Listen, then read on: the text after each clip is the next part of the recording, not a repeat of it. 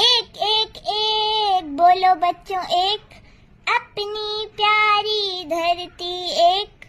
दो दो दो बोलो बच्चों दो, धरती के ध्रुव हैं दो।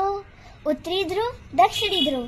तीन तीन तीन बोलो बच्चों तीन, धरती की परतें हैं तीन। Crust mantle core. चार चार चार बोलो बच्चों चार, पृथ्वी पर मंडल है चार। जलमंडल, थलमंडल, वायुमंडल, जैव मंडल। पाँच पाँच पाँच बोलो बच्चों पाँच, पृथ्वी के महासागर पाँच। प्रशांत महासागर, अटलांटिक महासागर, हिंद महासागर, आर्कटिक महासागर, अंटार्कटिक महासागर।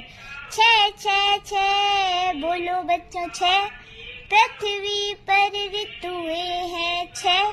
सर्दी, गर्मी, बरसात, वसंत, हेमंत, शिशिर। सात सात सात बोलो बच्चों सात, पृथ्वी पर महाद्वीप है सात। एशिया महाद्वीप, अफ्रीका महाद्वीप, दक्षिणी अमेरिका, उत्तरी अमेरिका, यूरोप महाद्वीप, अंटार्कटिका महाद्वीप, ऑस्ट्रेलिया महाद्वीप।